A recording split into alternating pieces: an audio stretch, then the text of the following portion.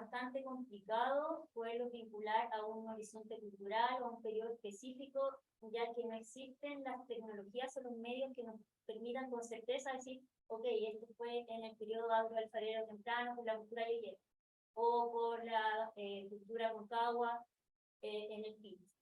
Entonces, uno puede llegar a ciertas conclusiones por la iconografía, por distintos elementos, pero jamás va a haber una certeza absoluta con respecto a eso. Otro elemento importante de los recursos arqueológicos son los valores de autenticidad y de antigüedad. Cuando se estudia en general el patrimonio tangible, hay ciertos elementos que le dan valor a las cosas y que le dan con mucha importancia. Y en el caso de la arqueología tiene muchos elementos de valor relacionados a la autenticidad y a la antigüedad. Es decir, son elementos que nos permiten ver el paso del tiempo en ellos. Y eso es súper importante a nivel del estudio del patrimonio material. Otro elemento muy importante es que como recursos, todos los elementos arqueológicos son únicos y se consideran un recurso no renovable. Puede sonar muy obvio, pero ninguna pieza es igual a otra. Entonces, por eso es muy importante cuando hay un sitio, cuidar cada uno de los elementos, porque cada uno cuenta una historia. Al mismo tiempo, al decir no renovable, puede ser muy obvio, pero son elementos que no forman parte de ningún ciclo de creación y que no significa que hoy día exploto un sitio y, no sé, en 2 años más, 3 años más va a volver a haber piezas ahí. ¿Por qué no? O sea, jamás vuelven a aparecer. Entonces también ahí es muy importante cuando se explotan los sitios, no se excavan, tener en cuenta que no va a volver nunca a estar ahí las piezas. Y por último, este tipo de recursos tiene un marco legal específico, que en este caso es la Ley de Monumentos Nacionales 17.288. Esta en el artículo 1 define a qué nos referimos con restos arqueológicos. Ahí habla de territorios, cementerios, restos aborígenes, piezas arqueológicos y paleontológicos, porque eso igual todo lo que es fósil también está incluido en esta misma parte de la ley. Todo sobre bajo la superficie de la tierra y lo mismo también en las superficies marinas. Y luego en el artículo 21, un elemento muy importante que dice que estos elementos arqueológicos son monumento nacional solo por el Ministerio de la Ley. Es decir, no requieren ninguna declaración específica, como en el caso, por ejemplo, de los monumentos históricos, que los monumentos históricos requieren todo un proceso de investigación, de propuestas ante el Consejo de Monumentos Nacionales y todo un trámite que puede durar muchos años. En el caso de los elementos arqueológicos y paleontológicos, son monumentos nacionales sí o sí por el solo Ministerio de la Ley, tanto los que ya han sido descubiertos como los que están por descubrir. Y por tal le pertenecen al Estado. Por ejemplo, no porque yo encuentre una pieza en un cerro, esa pieza me pertenece a mí porque yo la encontré. O no porque, por ejemplo, yo en mi casa hago un hoyo y encuentro una cerámica, esa cerámica no me pertenece a mí por mucho que esté en mi territorio, porque es un monumento nacional y le pertenece al Estado. En cuanto a... ¿Sí? Es por eso mismo, ya, no que escriben los delitos de patrimonio. O sea, que usted tomó 10 años atrás, te dice, a ver si ya te escribe, como los demás delitos. ¿No? O sea, se puede iniciar, aunque la llegó contigo hace 10, 15, 20 años. Claro. Y para quienes hacen algún tipo de delito de esta índole, hay sanciones. Y las sanciones consisten en la destrucción de los monumentos, ya sea apropiación ilícita, que es recoger una punta de proyectil y llevármela a la casa, daño, menoscabo, ya sea rayar un petroglifo, qué sé yo. Esto se realice de manera intencional, accidental o negligente. O sea, no existe el yo no sabía, o el fue sin querer, o el no tenía idea, no, sigue siendo el mismo delito. Y en base a eso hay distintos tipos de sanciones que van desde penas de presidio menor, o también multas en UTE. Otro elemento importante también de esta ley es que concede acción popular para denunciar. Es decir, cualquier persona que es testigo de algún tipo de delito relacionado con estos monumentos puede hacer la denuncia directamente. No necesita abogados, no necesita tribunales, nada.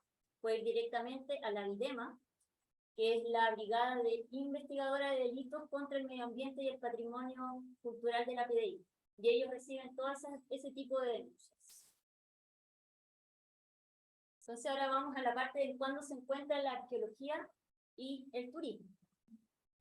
Históricamente estos dos sectores no han tenido una muy buena relación.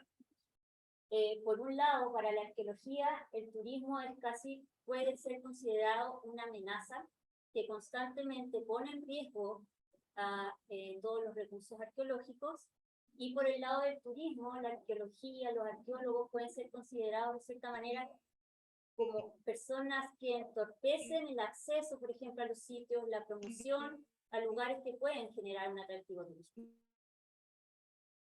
Sin embargo, ya a finales del siglo XX, esto fue cambiando ya y se generó un encuentro entre estas dos áreas debido a que la gente le interesa. Hay un interés de la gente. Te juro que ni siquiera lo así que está yendo masivamente a los sitios. no, si no me molesta, llámame nomás porque así me prepara la Diana, pero ni siquiera lo he abierto. Porque mira, llámame la próxima semana, pues cualquier cosa.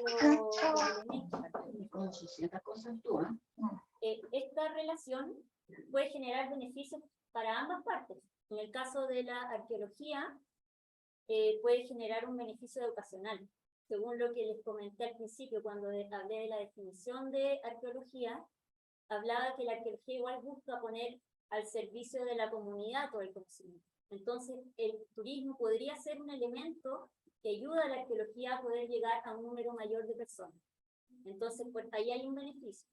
Otro beneficio puede estar asociado también a la conservación. Porque una persona que se acerca a la arqueología desde el conocimiento, sintiendo lo propio y parte del patrimonio, sintiéndolo parte de uno mismo, es bastante difícil que destruya el patrimonio. Entonces, queremos ver que una persona que conoce el patrimonio no le hace daño. Entonces, por el lado de la conservación también puede haber un beneficio desde el turismo, ya que permite que más gente lo conozca de verdad. Y también puede haber otro beneficio relacionado con los ingresos que se puede generar también en la industria del turismo, que puede hacer que también se ingresen fondos para poder trabajar en lo que es la investigación, la difusión y la conservación también de estos restos arqueológicos. En cuanto al turismo, también puede encontrar beneficios en la arqueología al poder entregarles como una oferta mayor para acercarse a los turistas, que genera un gran interés. Por ejemplo, si nos vamos a las estadísticas, los sitios arqueológicos están recibiendo muchos visitantes. Ahí, por ejemplo, le tengo fotos de 3 lugares: Machu Picchu en Perú, Pompeya en Italia, Angkor en Camboya. Los 3 son sitios arqueológicos que están declarados Patrimonio de la Humanidad por UNESCO, y que, por ejemplo, en el caso de Machu Picchu, desde 1991 hasta el 2015 aumentó de 77.000 visitantes a 1.280.000. En cuanto a Angkor de Camboya, aumentó los visitantes del año 93 al 2008 de 100.000 a 2 millones de visitantes. Y Pompeya, Italia, aumentó los visitantes del 81 al 2015 de 860.000 a 3 millones de visitantes. Y puede pasar lo mismo en Chichén Itzá, en México, en el Stonehenge, en Reino Unido, en Petra, en Jordania, en Herculano, en Grecia, en múltiples lugares. Entonces, ya por estadística es como casi un hecho de que la arqueología llama a muchos turistas. Sin embargo, hay que encontrar un balance. Es un error pensar que cualquier sitio arqueológico puede ser considerado un recurso turístico, ¿sí? Requiere una gestión integral para que esto se lleve a cabo. Entonces ahora le voy a poner unos ejemplos. Ahí están las cuevas de Altamira, en España. Estas cuevas fueron las primeras descubiertas que tienen pintura rupestre en sus muros. Tienen alrededor de 18.000 años y fueron hechas en base a agua mezclada con carbón, con ocre, con distintos óxidos. Entonces, de por sí es súper frágil. Si uno le pasa un paño con agua, eso se puede ir. Pero ha perdurado en el tiempo, 18.000 años, porque en la cueva donde se encuentra están todas las condiciones óptimas para que esto se pueda conservar. Teniendo los estados de humedad relativa, el estado de temperatura, de microorganismos, que están en un balance perfecto para que eso se mantenga. Sin embargo, igual ha pasado por un proceso. Esto fue abierto al público a principios del siglo XX, de 1900 y algo, y en un principio no hubo muchos como problemas asociados a la conservación, porque iba poca gente, iba principalmente el élite. Pero ya por ahí, por los años 70, sufrió a ver, tengo una foto ahí, recibió a muchas personas.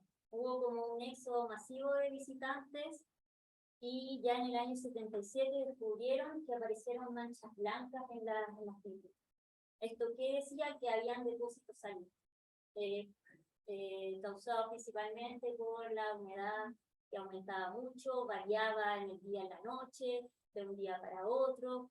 Había mucho CO2 adentro, porque nosotros respiramos y estamos siempre eliminando distintos gases, entramos con los zapatos que pisamos el suelo por todos lados, entonces empezamos con hongos, con bacterias, que generan un desbalance completo dentro de ese ecosistema. Entonces, lo cerraron en el 77. Lo abrieron luego de unos años y dijeron, ok, vamos a hacer la siguiente gestión y vamos a reducir la cantidad de visitantes. Entonces, en vez de 3.500 visitantes al año, o sea, a la semana, vamos a recibir solo 200.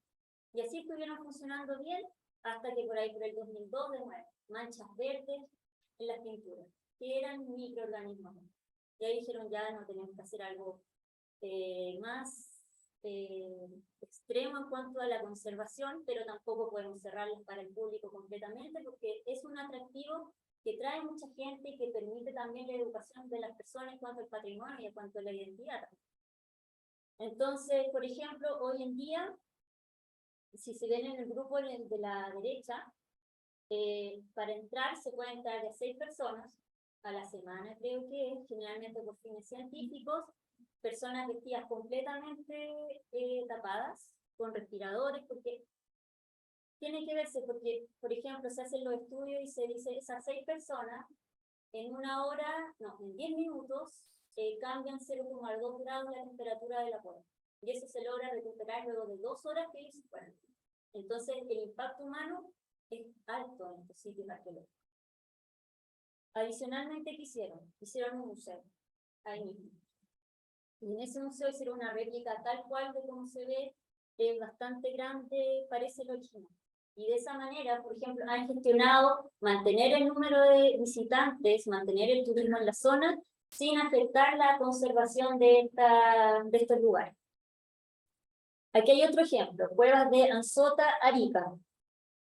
Estas son unas cuevas de origen natural, del Jurásico, que fueron habitadas principalmente por la cultura chinchorro, por ahí hace 8.000 años atrás.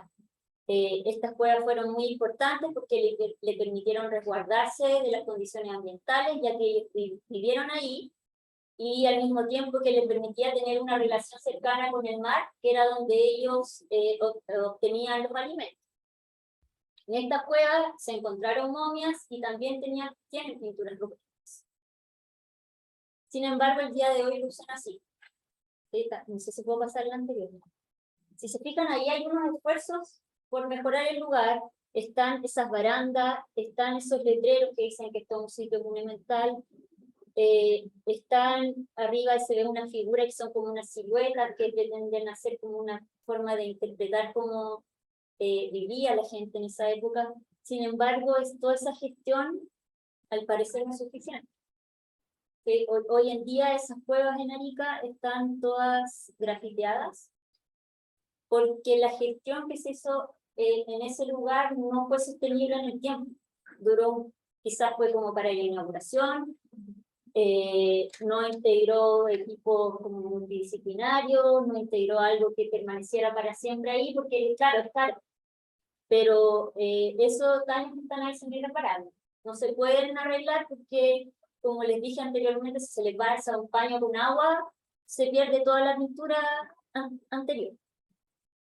Entonces, en este contexto, es como que invitar también a la reflexión y como que quede un poco claro que no porque algo, un resto arqueológico esté ahí, significa que desde el turismo podemos explotarlo sin pasar antes por una gestión integral, ¿sí? Que incluya todos los elementos que garantice la conservación de todos los elementos arqueológicos, que también garantice que, por ejemplo, el visitante va a recibir y va a comprender qué es lo que está viendo, de manera certera, basado en datos científicos, históricos, arqueológicos, certeros, que no signifique, por ejemplo, andar inventando o chamullando, que se da mucho en la arqueología.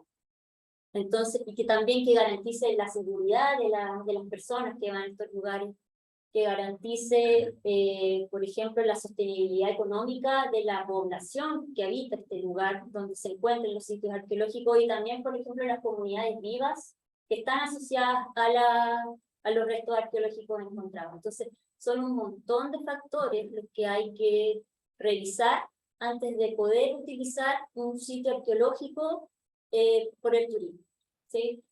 Hay que hacerlo siempre con mucha responsabilidad, porque el daño que puede llegar a ocasionarse por una mala gestión es irreparable. Y como ya dijimos anteriormente, cada pieza es única, cada sitio es único, entonces se pierde una pieza y ya cuesta leer la historia. Esto que hablé de que era tan fragmentado en la disciplina en sí, los estudios, se ve totalmente alterado al momento en que se hace algún daño al patrimonio. Entonces, eso ha sido mi parte de la presentación. Ahora le toca a Carlos.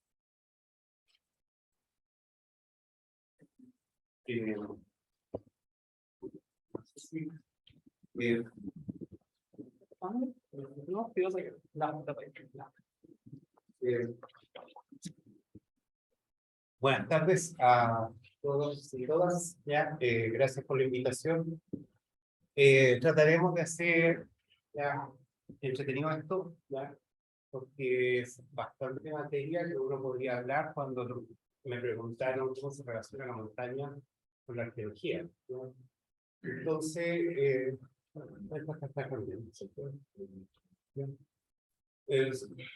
si usted me pregunta, se relaciona siempre, ¿no? O sea, desde que el hombre llega a este valle, ya tiene una relación íntima, ¿no? Y esa relación íntima se debe a diversos factores. O sea, como vemos ahí en ese gráfico, ¿ya? Por ejemplo, vemos el guanaco, ¿ya? Y vemos acá todas las culturas que se han desarrollado acá. Y el guanaco es un elemento que encontramos nosotros en la cordillera, ¿ya? Es un elemento que permite, sobre todo, ya la obtención de un recurso alimenticio y otras cosas más, ¿ya? O sea, sí. La pregunta es cómo, ¿no es cierto?, ya bajo qué premisas el hombre prehistórico se ha ido relacionando con ello. Porque en un contexto diacrónico observamos que permanentemente se relacionan, ¿no? Desde épocas pasadas, ¿ya?, muy tempranas, el hombre siempre se ha movido, ¿ya? Está inherente en nuestra etología como seres humanos que nos movemos de un lado para otro, ¿ya? Y ese movimiento, esa transhumancia que se produce, ya siempre se ha hecho ya bajo diferentes parámetros, y ya principalmente el que más lo ha motivado ha sido la obtención de recursos alimenticios, ¿ya? Y por eso este ser humano, ya, aunque habite en el valle, en el piedemonte, ya en la costa, ya, igual vuelve y mira la cordillera, porque la cordillera, la montaña, siempre es fuente de recursos, ¿ya? Veamos. Por ejemplo, ya, un primer relato que podemos conversar es cómo la montaña, ya, fue una obtención de recursos.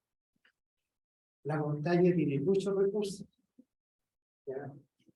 El primero ya lo mencionamos, alimenticio. Ahí encontramos ya, más animales que los podemos cazar. Armamos totos de caza. ¿Sí? Por otro lado, la montaña también es fuente de materias primas. ¿Sí? Con la misma geología de formación de la montaña, ¿ya? Nos permite llegar a algunos productos que en el mar que nunca los vamos a encontrar. Por ejemplo, ¿ya? Si la montaña es rica en volcanes que producen obsidiana, ya vamos a encontrar materia prima obsidiana para poder trabajar y fabricar nuestras herramientas. También podemos encontrar también cascos, calcedonias, ya, cuarzo, diferentes tipos, ¿ya? Porque no todas las piedras que encontramos en nuestro territorio ya son las mejores o las que nos permiten hacer diferentes herramientas. ¿Ya? Un ejemplo más clásico, cuando usted va a cortar carne, utiliza el cuchillo más afilado. Cuando usted va a cortar pan, utiliza uno aserrado. ¿Ya? Hay una diferencia. Esa misma diferencia la encontramos en las materias primas que nosotros vamos a buscar a la montaña.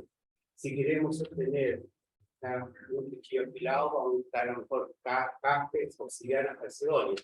Si a lo mejor queremos algo no tan aserrado, a lo mejor basalto, qué sé yo, basalto apanítico, qué sé yo. O sea, la montaña ya, es nuestro home center, ya, en el hombre primitivo, ya, o easy para que no se sientan todos, ya, pero es ahí donde vamos a buscar eso, ya.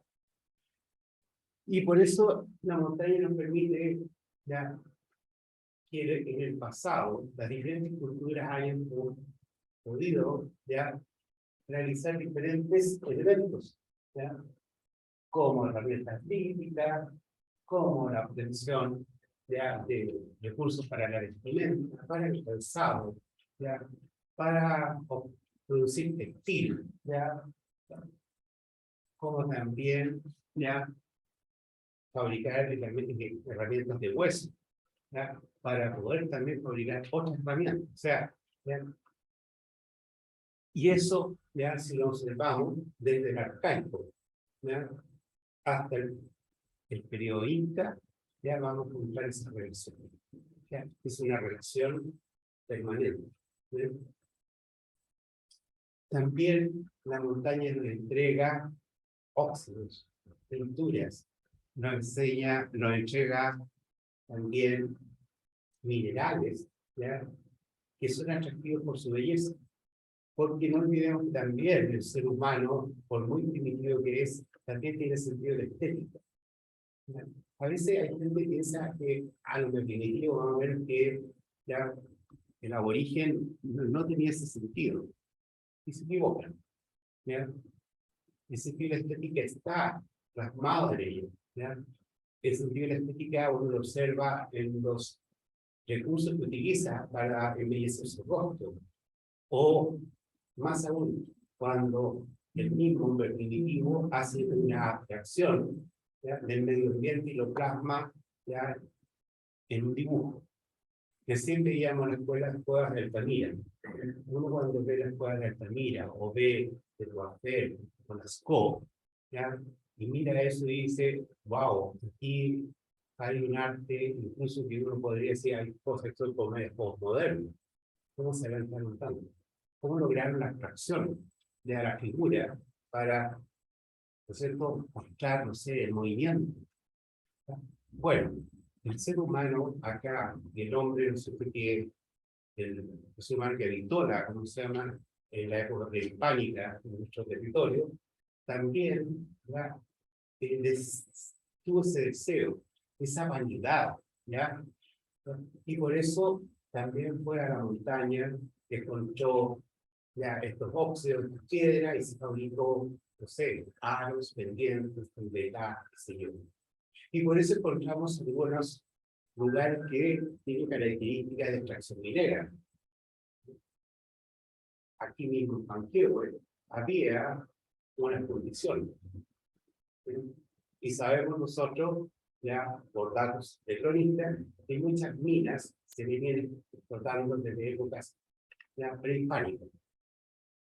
Nosotros hace poco encontramos, por ejemplo, en la cordillera de Pirque, ya algunos elementos ya que nos hablan de la extracción y explotación de cobre, de épocas ya mucho antes que el siglo.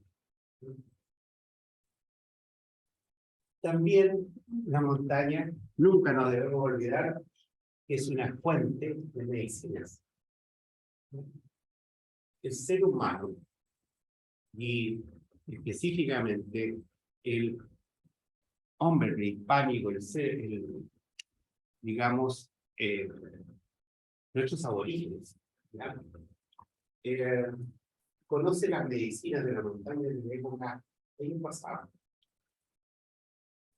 Hay un sitio que se llama Monteverde, que está en el sur de Chile. Es un sitio paleolítico. Y dentro de las cosas que se encontraron en este sitio, se encontró boldo. Uno dice, ¿qué hace boldo en un lugar tan lejano donde no se da el boldo? ¿Ya? Con gente que caza con foterios, ¿ya? Animales plectocénicos. ¿Ya? El boldo no se come, ¿no? A menos que la semilla, realmente se pueden hacer todos, ¿ya? Pueden servir de alimento, pero no es un alimento tanto conocido, ¿no? No se explota como alimento, pero sí se explota como medicina. Y eso es una cosa interesante, porque el ser humano prehispánico, desde épocas muy pasadas, ¿ya? Se relacionó con la cordillera y visualmente, ¿qué es lo que hizo? Fue, descubrió, conoció y además domesticó las plantas medicinales. Y por eso hoy día usted conoce y sabe que el bailagüel puede servir para el hígado, que otra planta medicinal, no sé, el matico puede servir para ciertas cosas. ¿Ya? Es decir, o sea, existe también esa relación, y es una relación íntima. ¿Ya?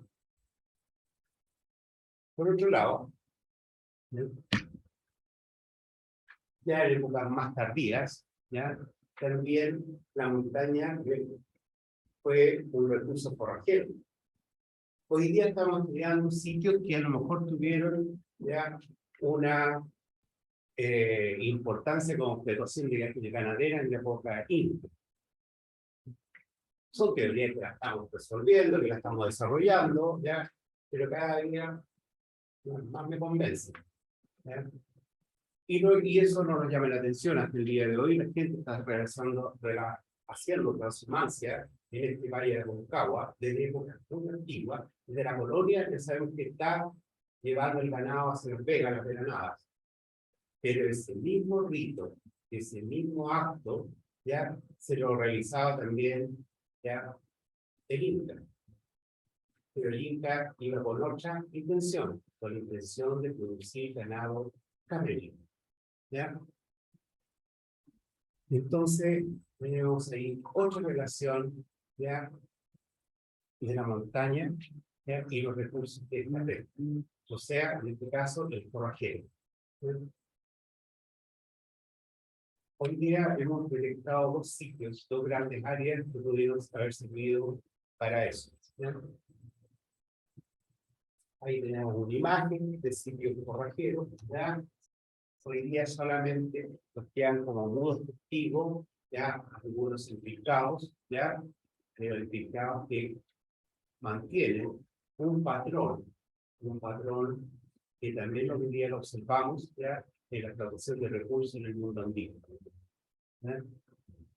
Entonces, qué interesante, porque a lo mejor usted se va a topar con una pista que no le va a llamar más la atención y que a lo mejor dice, haz unas piedras de una ruina, ¿ya?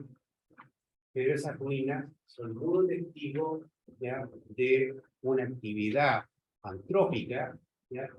Que se desarrolló en este valle y que se hizo, ¿ya? Y que tuvo, digamos, algo que fue muy interesante, que fue la domesticación del medio, ¿ya? Ambiente o el medio del territorio, que fue más allá de eso, ¿ya?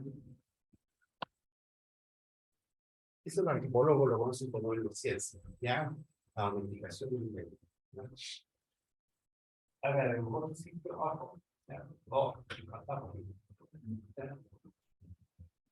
Y a la pura ruina, pero el sitio nos habla mucho, ¿ya? Y también tenemos otro relato. Tenemos un segundo relato, que es la montaña como un espacio ceremonial. ¿Por qué nos llama la atención la montaña?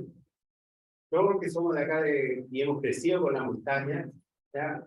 Y vamos, no sé, a Uruguay, a un lugar que es plano, como chao, de ver una montaña, porque algo nos falta, ¿ya? Pero también la montaña nos sobrecoge porque va más allá de nuestra propia naturaleza, poder entender los fenómenos geológicos que la formaron. Entonces, cuando llegamos a ese punto, y por otro lado le añadimos que la montaña es como algo vivo, un ser vivo, porque la montaña capta el agua y el agua es viva. O sea, la vida fluye desde la montaña.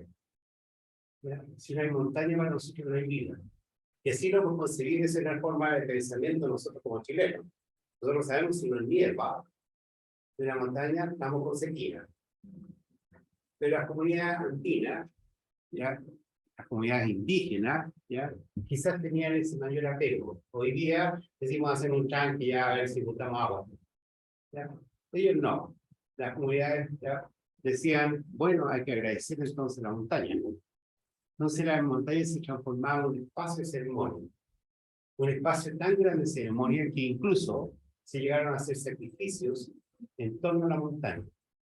Y así encontramos ya una ceremonia que se llama Capacocha, ya, que la realizaban los incas y que era entregar un ser vivo, una doncella, un niño, no sé yo, ya,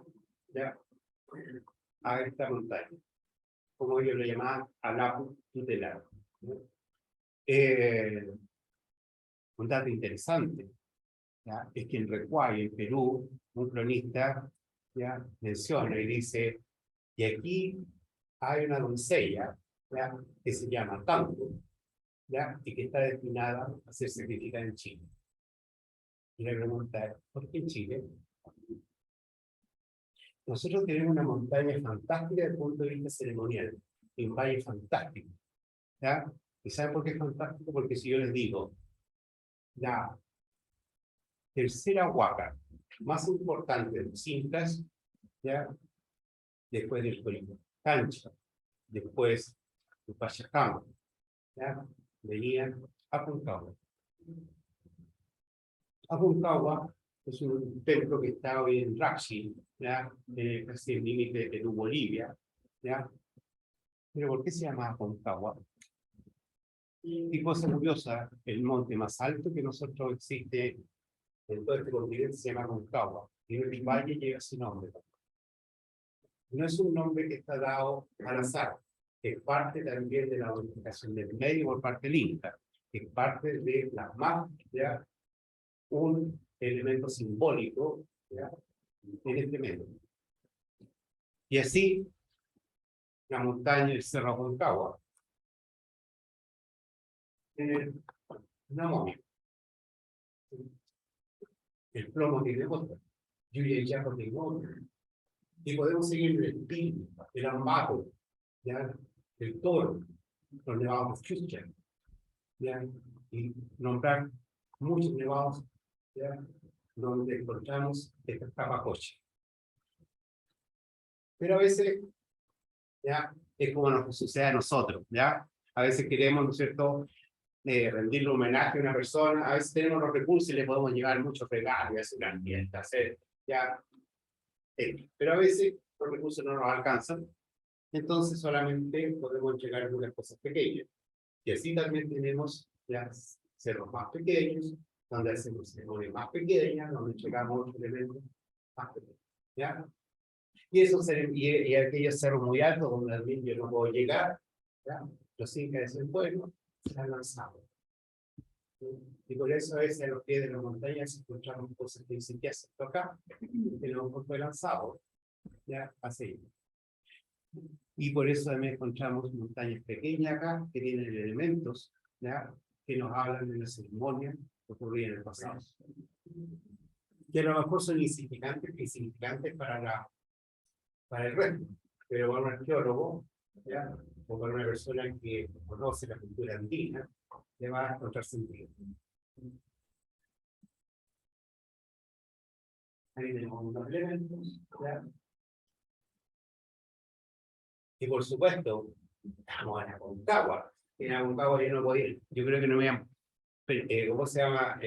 Aguantado que no hubiera hablado, ¿cierto?, del Mercado, que es una montaña, ¿ya? ¿Ya? Y que es una huaca.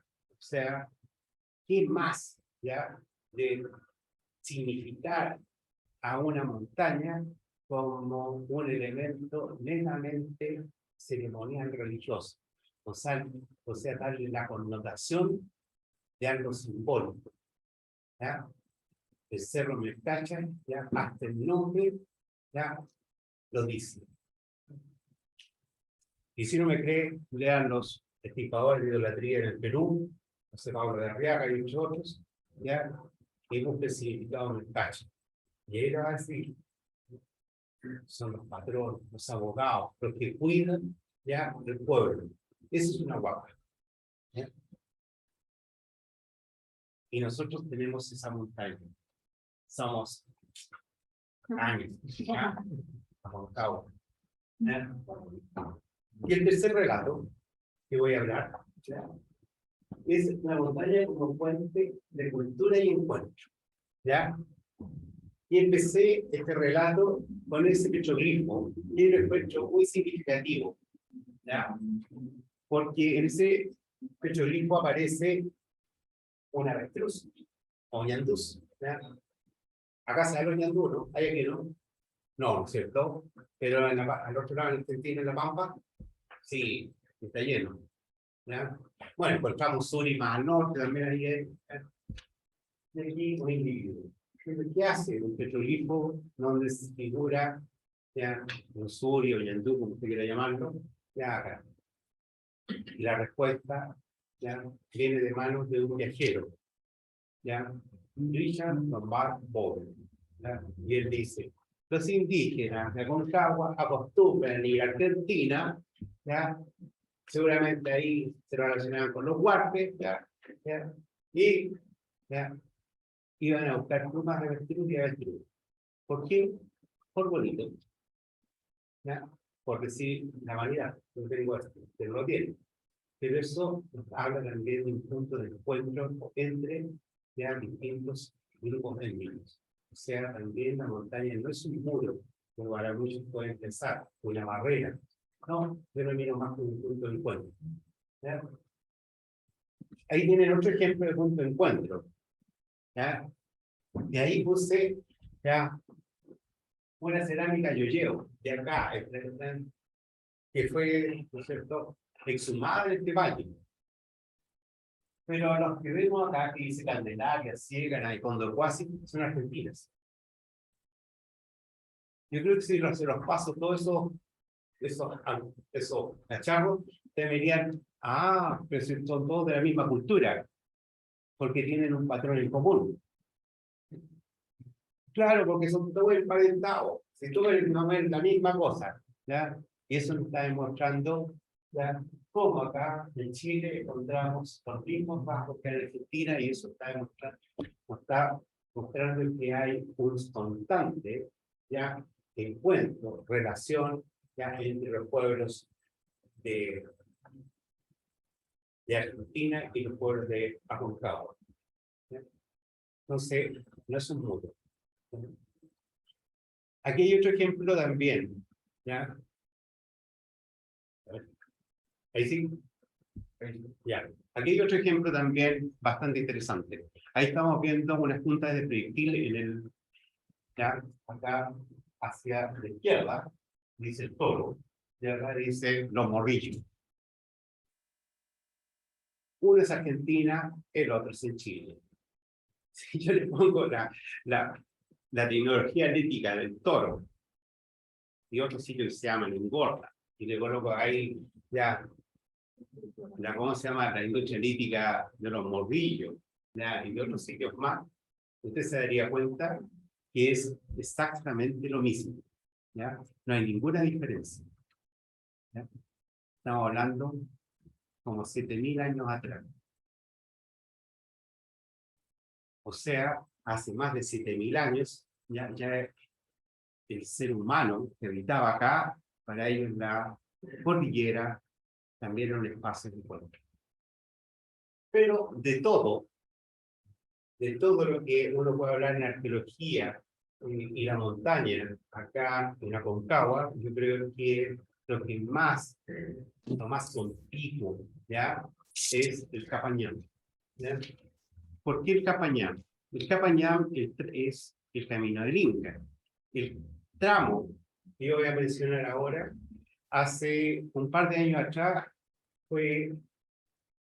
entró en la lista de los monumentos para la UNESCO. ¿Ya?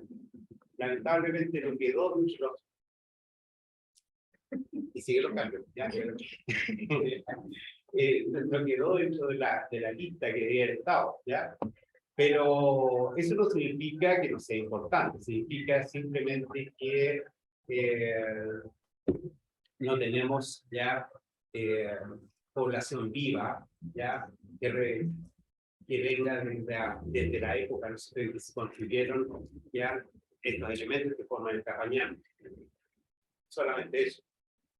Pero tiene otra cosa a favor, que es el ramal más meridional del Imperio Inca, y que cruza la cordillera.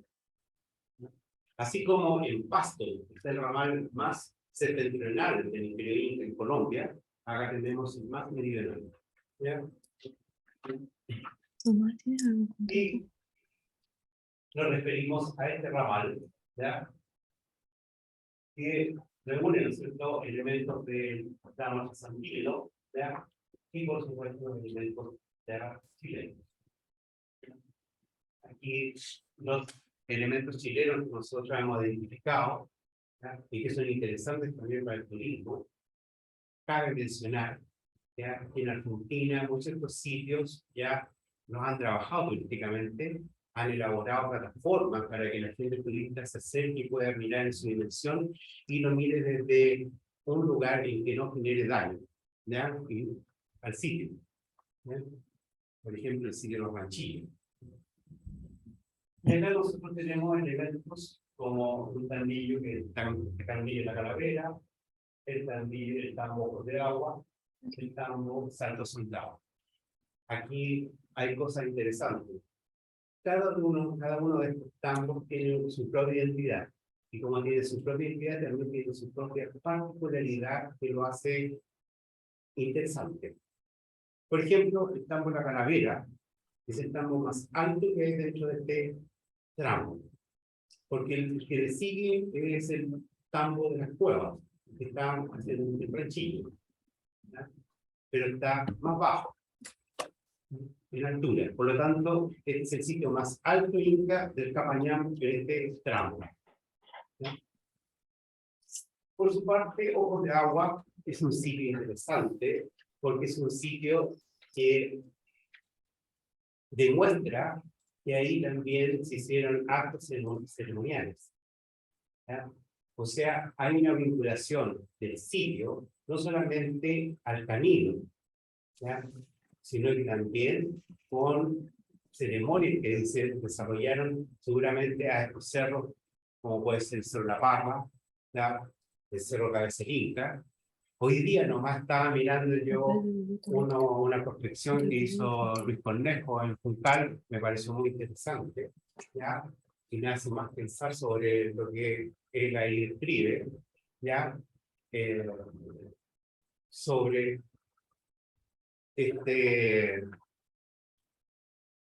esta variación de parte del Inca hacia el bajos de estas montañas que están en torno a Ojos de Agua. Y no solamente eso, ¿ya? El tambo Ojos de Agua quizás puede ser el primer tambo que recibió a el ejército que traía Francisco Villagra. Francisco Villagra es el primer europeo que cruza, ¿ya?, la cordillera de los Andes, ¿no? Y ahí le he dejado todos Alonso Córdoba y todos esos nombres que a ustedes les salen medio familiares, ¿ya? Porque Alonso Córdoba tenía la misión de llevarle comida. Y tenemos el Santo Soldado, ¿ya? Vamos a mostrar algunos. Ahí está el Santo Soldado. ¿Ya? Estamos, ¿ya? Parte de la banderilla. Algo interesante que tiene, ya, es que tiene un relato histórico. Y el relato histórico es exquisito. ¿Por qué digo que es exquisito? Porque dice, aquí se construyó un puente. Lo dice Florencio Elizardo. Y describe el puente. Dentro de las obras civiles que realizaron los incas y que aportaron al mundo, ¿ya?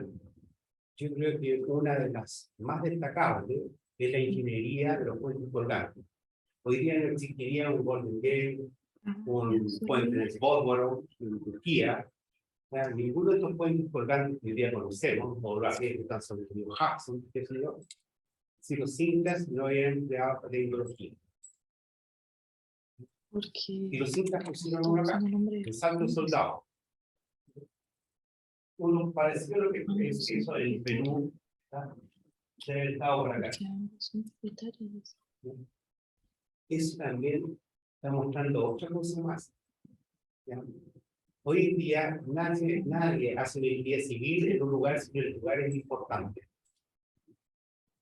Y el Inca también es igual. O sea, si yo voy a hacer un edificio de 40 pisos, ya lo voy a hacer en un lugar donde yo quiero que la gente lo vea, donde yo quiero que se destaque, donde yo quiero que se muestre, ya, esta arquitectura. El Inca actuó igual. Hizo también acá, ¿ya? Hizo un puente colgante, tan distante del Cusco, ¿ya? Pero lo hizo. Mira con favor. Mira aquí una foto del tango Santo Soldado. Ahí está hacia abajo. ¿Ya? Estaba muy bien conservado, ya hacia 1860. ¿Ya? Aquí en el acercamiento, miren, conserva bastante bien. Cuando yo lo conocí, por allá por la década del 80, fue la primera vez que lo conocí, todavía presentaba los trapezoidales, pero lamentablemente el flujo masivo de gente ya lo fue destruyendo.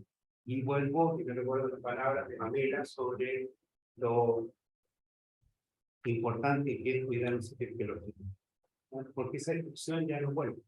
Por eso dicen que los sitios arqueológicos son como libros, ¿ya? Si usted libre saca páginas, ya cuesta leer. Se lo destruyen, cuesta después leer. ¿Ya? Ahí tenemos algunas cosas de tambo de agua, de algunos elementos interesantes que no voy a tener en eso, ¿ya? Pero que habla de las personas que estuvieron ahí y de dónde vinieron. Ojos de agua. Y parte de lo que es trajo los de agua. Y el tambo la cara.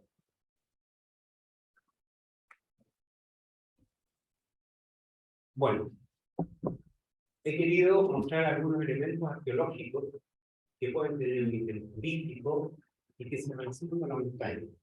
¿Ya? Yo creo que el turismo también sería válido, ¿ya? Y sería interesante, ¿ya? Como decía Pamela también, ¿ya? Porque no permitiría poner en valor un sitio y permitiría que a lo mejor no se siga dañando. Porque hoy en día están muy expuestos, ¿ya?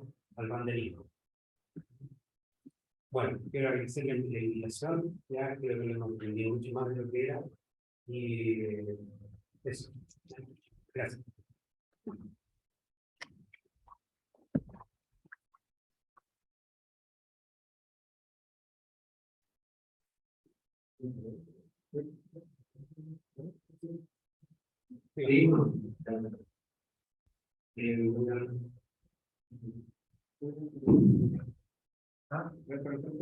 Ya, ahora vamos a cambiar, esta fue la primera presentación, vamos a pasar a la segunda presentación que está relacionada con la parte más histórica del valle, de la montaña. Antes fue la arqueológica, con Jorge y Carlos también veremos la parte histórica.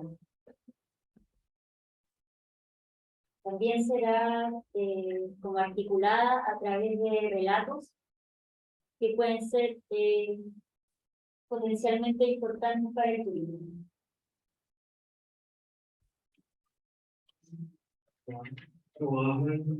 Pues está bien, todo bien, todo bien. Yo creo que usted es un poquito como que no le digo. La última carga que dijo, el año todo está con su cartilla, seguimos en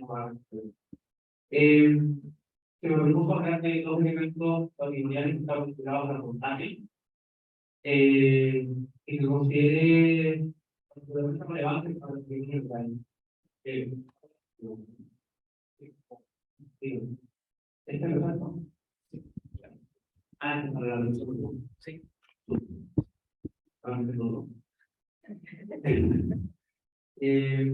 Entonces, quiero hablar de dos elementos, pero que están bastante tratados ya.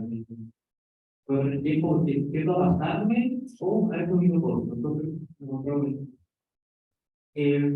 voy a hablar del ferrocarril argentino y después del ejército del parque. Dos elementos que ustedes basta literatura, son distintos. El argentino particularmente habla de coste, el libro Ferdinand, en el 51 dedica este libro maravilloso de los pases, y le digo bastante largo el argentino. Esto tiene un mapa de tamaño precioso, lo voy a proyectar, voy a escribir en el libro. Ana León, ante los blogs de tal también, últimamente, Luis Ríos, el campo de los vinos, un libro muy bello sobre biografía de los obreros del proyecto. O sea, que consideraban familia de esto. Y claro, efectivamente no sabía de esto, consideraban biografías de obreros del ferrocarril. Por lo mismo, no voy a tratar la historia del ferrocarril, porque está bastante. Miren, esto tampoco el curso de la educación que hice, particularmente digamos, y hace dos cosas conceptualizar respecto al tema, entregarles quizás a los operadores turísticos o que están vinculados al turismo en esta sala, ciertos parámetros teóricos que puedan ayudar para el patrimonio, siguiendo un poco los lineamientos de nuestro protocolo Pratt, que dice muy efectivamente que la medida en que la guiada del turismo, las comunidades y el divulgador del patrimonio sean dando bien, el patrimonio puede funcionar bien. De lo contrario, el patrimonio tiende a banalizarse, pero convertirse en un espectáculo simulativo. Entonces creo que es necesario considerar estos aspectos teóricos respecto por los elementos patrimoniales que son tan importantes para la familia. Primero, claro, recursos de identidad, comunidad y patrimonio. Son conceptos que he usado en todo caso, pero creo que son necesarios. Primero, preguntarnos qué es lo original de esto, qué es lo original del proyecto argentino, por qué seguimos hablando hoy en 2022, en un proyecto elaborado en 1910. ¿Qué ocurre ahí? Claro, cada estación hay elementos tangibles, pero ¿por qué seguimos hablando de esto? Particularmente porque tiene una relevancia a nivel local. El argentino tiene una transformación de la lógica del territorio desde lo rural, de lo agrario al industrial. En este sentido, hay una lógica compleja que es lo rural, que está vinculada a la hacienda está definida como un sistema complejo de relaciones familiares, de esclavitud, relaciones territoriales y económicas, y la lógica industrial es más sencilla, se logra en la industria, no deja de ser compleja, pero no está más sencilla que la lógica rural. El proyecto argentino quiere impactar esa lógica de la cambiar la casa. Súbele a eso del PILA, en la misma época, que era un polo industrial y un giro productivo muy importante en un par de décadas. Entonces, el giro productivo, la lógica social y la lógica industrial productiva, cambió radicalmente con el pandemia. Otro punto relevante es que el cruce, como mencionó Carlos recién, también la ocupación de la montaña era principalmente ganadera. Nosotros no tenemos un cambio sustancial con el comercio, prácticamente no existía, se viajaba, principalmente en arte italiano, árabe, pero no era sistemático, cuando se mantiene era algo sistemático, cotidiano, no llegaba a ningún domingo acá por la cantidad de lugares. Y vincula particularmente, bueno, al valle, pero particularmente a los Andes, no podemos no entender que es un impacto principal del territorio. lo vincula primero con el resto del país, luego con Argentina y con el resto del continente, ¿por qué no con Europa? Entonces mira un poco la ventana que se abre el espectro al resto del mundo. Y vincula esta ciudad a la ciudad de Los Andes particularmente con el radial este acervo en el fondo cultural. Con el caso de Los Andes se convierte ya de plano en un puerto. Cuando ya hacía de lógica, porque hoy en día está un poco abandonado. Se convierte además en este modelo de intercambio, ¿no? Santiago de los hombres son para eso las cosas. Estos cuatro elementos se convierten en cotidianos. Posible ahora viajar de los Andes a Mendoza, de Mendoza a llegar al paraíso, con el radar de ellos. Es algo posible. Esta es la pregunta que no nos tomaba días, y esto lo voy a escribir. Ahora, otra patita de este análisis que quiero hacer, pero como el impacto del destino. Pero uno de los impactos relevantes es ¿quiénes detectan el patrimonio de esta comunidad? ¿Quiénes son los portadores de este patrimonio? Particularmente tenemos el concepto de una comunidad heredada, una comunidad que es heredera de un patrimonio local, y que en el fondo es que todo finaliza la comuna, pero particularmente son los lugares ferroviarios y que son partidos para representantes del ciudadano de campo, por el correo de los años, tuvo el privilegio de estar a la misma ministra, como antes, algunos de ellos lamentablemente no están, pero porque quedan. La comunidad heredera está súper bonita esta triada, ¿no? Ellos son quienes forman el patrimonio. Y eso es lo que considero importante, ¿no? Que aprender la historia del país no tiene que estar bastante documentada, es saber de dónde más el patrimonio. Tiene más el patrimonio que aprender solo por el país. Está incluso abogado. En este sentido, es relevante que cuestionarnos, por ejemplo, qué patrimonializan. Este proceso de patrimonialización, ¿no? Que uno va cargando algo, el patrimonio no se construye una vez de repente, cuando no es patrimonial, porque es patrimonial y ya, es la comunidad que es igual. ¿Qué patrimonializa en este momento? Y en el caso del proyecto continuo, esta es la emoción que voy a volver, que son los obreros ferroviarios, que son los portadores de este patrimonio, hacia la comunidad en general. Y por otro lado, son los divulgadores, en este caso lo que estamos haciendo acá, tienen que ver la tarea de poner en valor y socializar esto. Y esto utilizarse en la comunidad para que el patrimonio pueda lograr más. Eso es un poco el norte que están haciendo, ¿no? Que patrimonio es le cae para otro. Y ya una tercera pata es la identidad. Un concepto que está súper usado hoy en día, que de hecho UNESCO incorpora en su definición nueva de patrimonio material de nueva, hay una del 2004, que es el hermano del 2017, y incorpora elementos como comunidad e identidad, ya que está. El MOE no es algo para que haga monetario, pero con todos los planos son totalmente distintos. El MOE incorpora la palabra identidad, incorpora la palabra territorio, incorpora la palabra comunidad, y además incorpora que esto puede ser potencialmente algo económicamente de una división también con el patrimonio, la ley todo, eso me parece súper relevante. En el fondo de identidad, claro, la cita que está acá, juro que no voy a leer, cita de los pero me parece relevante. Son identificaciones asociadas a prácticas, formas de entender el mundo, modos de actuar, creencias, normas, conductas, representaciones materiales que identifican a un sujeto de forma colectiva, frente a la colectiva. En concreto, se trata de una mismicidad en contraposición a una autoridad. Es una identidad, lo que significamos en la medida que nos hemos prestado. Piensen en ello por es un tema absolutamente potente.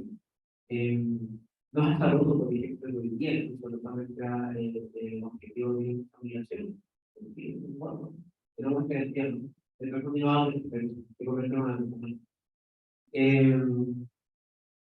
Por otro lado, bueno, hablé de la transición, ¿no? De lo rural al industrial. Ahora, ahí está la comunidad un poco de los obreros. Hay basta fotos por el obreros ocupados, con la agricultura, trabajando en la misma temporada. Se habla de la acción rural, de algo industrial, cómo se simplifica un poco esta relación, ¿no? Pasa del lugar que un consejo de colaboración al industrial y sumamos al SILA. Complejita el espectro absolutamente vertical, bueno, la sociedad industrial de los Estados, dedicada este año, se elabora en 1902, y para la época posterior al castellano también está construido. Tiene que pensar en un sector no oriente de los Andes, Era una locura, era una cuestión industrial absoluta, llena de obreros, llena de personas tranquilando como. Ahora hay que decir que, claro, la tradición ferroviaria es netamente la conectividad, es crear una conectividad con el mundo. Esa es la tradición ferroviaria, eso es lo que hago de ferroviaria. En ese sentido, cosas concretas. El tren impacta a la localidad positivamente en la época. Les hace aparecer en el mapa. Esta es una localidad donde el tren aparece en el mapa. Sí, pero por más que eso no existía. Y es relevante porque el tren Sandino hace posible, por ejemplo, llevar correspondencia. El mapa que permite llevar correspondencia, permite difundir noticias, algo que es fantástico, pues antes de eso era muy complejo. Contactos comerciales, las redes de abastecimiento. Es muy interesante porque para los funcionarios de empresas continuos, y es para los funcionarios, el tema del abastecimiento que no era obligatorio para ellos, era social. Ellos también hacen una labor nacional, ¿no? Por lo tanto, no era como frecuente que el tren se atrasara, porque había que cargar, que no era obligatorio. Sí es importante la labor que tenían también metida como abrir el mapa y abrir el tren. El tren también permite, por ejemplo, en una familia que está integrada por temas laborales en el territorio, pudiera comunicarse, pudiera verse una casa, verse un objeto, enviarse a mercadería.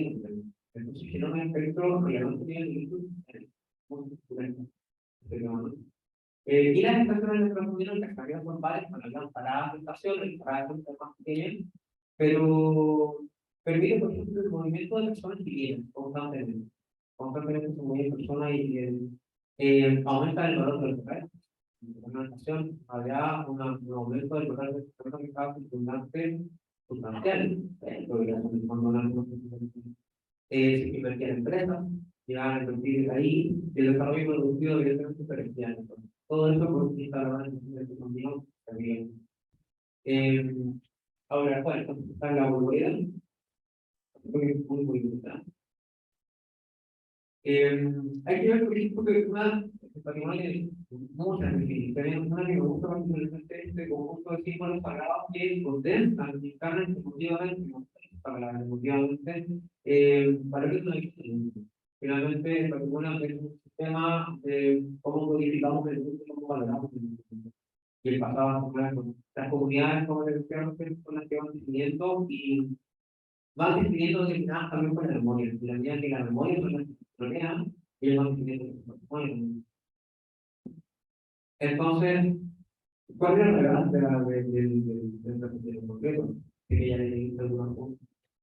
Hay que tener primero ponerlo en contexto mundial. En la época en la que comienza el pensamiento, a nivel de pensamiento, estamos en el mundo moderno, estamos en el día entero, en el siglo XIX, y el sueño de unir América tenía rato, el sueño de poder ampliar América de una forma más bonita, tenía rato claro. Este momento de pensamiento está impregnado por una fascinación de Nietzsche por la ciencia de la industria. La industrialización, la automatización de todo estaba como en boga, como la angustia. Y había una clase absoluta en el problema. El hombre progresaba hacia adelante, no había la lucha. Vamos adelante y vamos triunfando porque el hombre es un humano, ¿verdad? La representación iconográfica de la época política son muy interesantes. Esta pintura de Campeón de John Gant es del 72, no muchos años, no muy alejado de la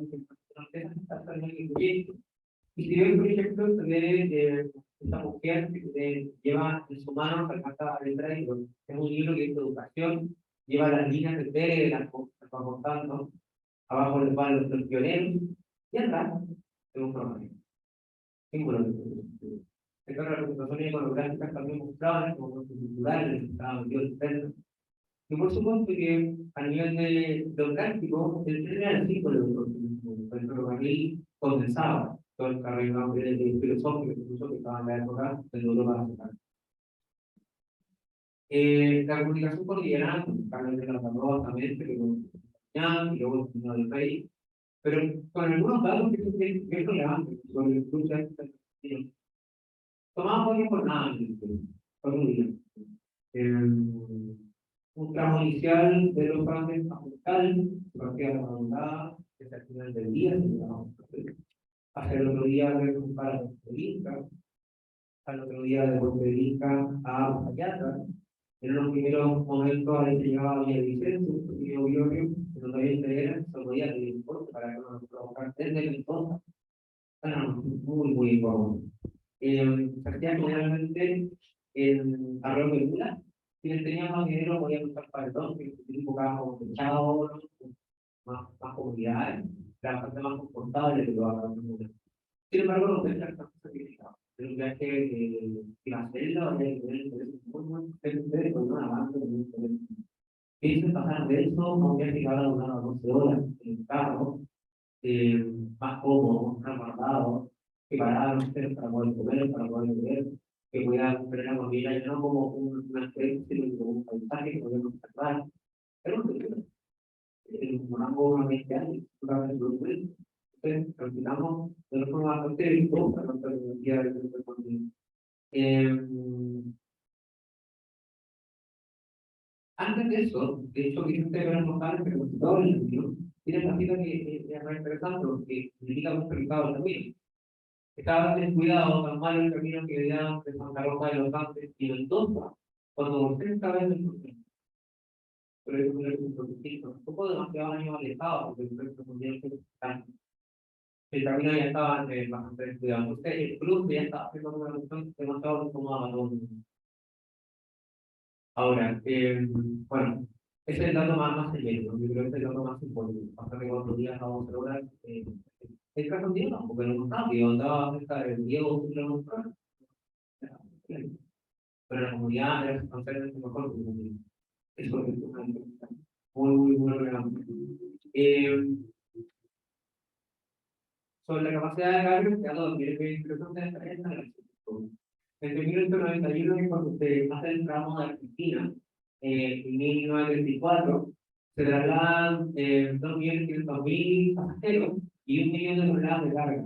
Eso mismo equivaldría a 20 millones de mundo de los que se mundo. Esa era bastante, como el docente, era bastante lleno el cambio. Ahora, el proyecto, por supuesto, lo van a tener a escala del punto de dificultad, no cada 10 años, como el una de las primeras dificultades puede vincular a Wilbert, pero el norte del área propuesto ya hace un cruce, porque ya había encontrado entre Copiapó y Calera y proponía descartar para encontrar el San Francisco. Esto es lo de ahí. Este proyecto es uno de los grandes obstáculos, uno de los grandes como rivales del proyecto de la Mancha. La Secretaría Política de Argentina, en el 2019, no colaboró con Sankara. La guerra del Pacífico, tampoco. El Senado durante alrededor de 2 años para poder tomar como las concepciones, cómo se hacer los foros, las políticas públicas respecto, y el problema nacional en 1934. En 1932, proponer el proyecto, luego de haber visto posible el bajar un telégrafo, bajar un telégrafo porque no sé, y 2 años que tomó la discusión de fondo las campañas. Y claro, están a la naturaleza como para ahí, como no reconocer el paso de campo de los leones, con directores, avalanche, tragedias, las temporales de nieve, las aluviones. Piensen que en los continentes estaba parado en promedio de 125 días al año. Estaba bastante, de hecho, cuando uno revisa la noticia, la prensa, la realidad que dice que no ha sido bien con esto, es como un ver noticias de nuestro tiro parado, por avalanchas, por nieve, por desperfectos, y así, era un efecto. Cuando uno lo analiza, el primeros conflictos bastante costosos, bastante corruptos, de alguna manera como un cacho. Soy yo, pero no estaba ubicado por el estudiante, pero esto de la hablando específicamente todo, pero el tecnología puede un hijo bien duro de estar, muy duro. Añade dinero, entrar la representó la ruina. Entonces no podemos estar a la gracia, pero generó este tipo de. Las tareas más relevantes siempre estaban que poder la historia del argentino, bueno, la región del Patagal, un grupo de militares que iba a visitar a Buenos Aires, invitados, se dejaron un cargo, sector de Argentina, bueno, casi todo, Tupungato. El Tupungato, el Químico, el río Tupungato y el río Mendoza, el Tocó, y el tramo del tren está parado durante 10 años. De hecho, es uno de los grandes hitos que desemboca posteriormente en el historia. El Estado argentino no colabora con la Marina de todo esto. Recordar que, bueno, no voy a llegar al final de la historia, gran parte de la situación del proceso de tierra es por un poco de capacidad de trabajo, cada uno de estos acuerdos de elaborar políticas públicas para reparar y el pueblo que tuvieron tiempo mirado. Hasta 1954 se inaugura el instituto del ferrocarril argentino que conocemos hoy, está en Fandel, que está en la Avenida Carlos Díaz. Y esto es interesante porque finalmente lo que genera esta nueva estación es primero un lugar mucho más cómodo para el argentino, un lugar mucho más idóneo. Pero tienes que imaginarte la Avenida Carlos Díaz, para que no lo conocen, una dominada muy bonita, que es el terminal de los músicos JM final. Para que no la conocen, para que no tengan publicidad, tienes que imaginarte que llena de bares, llena de hoteles, llena de gente transitando, llena de coches transitando personas. Era una cuestión muy estricta de puerto, muy europea, y muy bien. Ahí tenemos, por ejemplo, el puerto del Bar Caribe, lo que se lo ha visto alguna vez, el Bar Caribe tiene más de 100 años, cerró hace poco. Cerró, sí, no estaba abierto, pero justamente no. Era el bar principalmente de los investigadores. Varias mujeres que estaban en la comunidad, el árbol que no puede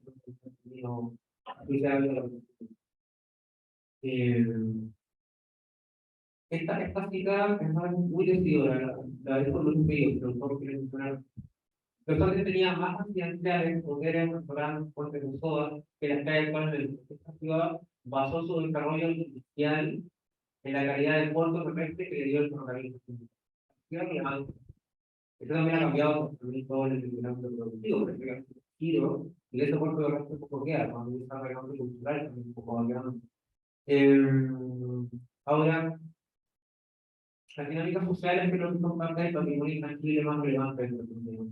Me gustaría que a la altura de las locomotoras que tenemos hoy en día, que algunos son monumentos, las dinámicas sociales que nos generan son parte del patrimonio que es riquísimo. La elaboración del tipo de reconocimiento que genera también un compromiso y un arraigo muy relevante.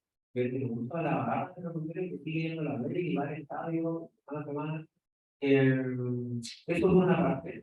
Y el mundo de los obreros ferroviarios era muy diferente, era una agrupación muy prudente con la teoría de la agrupación de los ferroviarios, pero no se había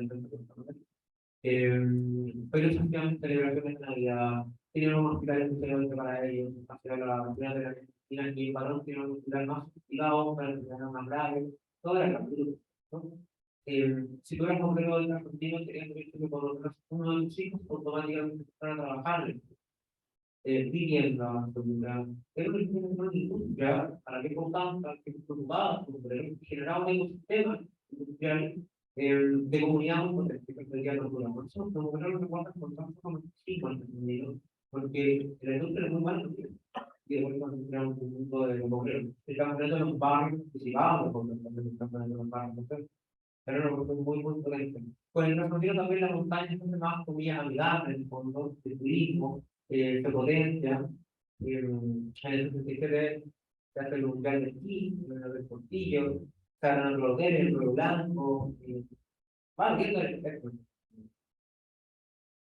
Y en esta estación está este mural, que también para los que no lo conocen, vayan a conocerlo en la Casa de los Pueblos, el mural que está grabado en las cuatro, un mural al fresco, ahí está, por el que mide 3.6 por 11 metros, 40 metros cuadrados de mural, muy importante.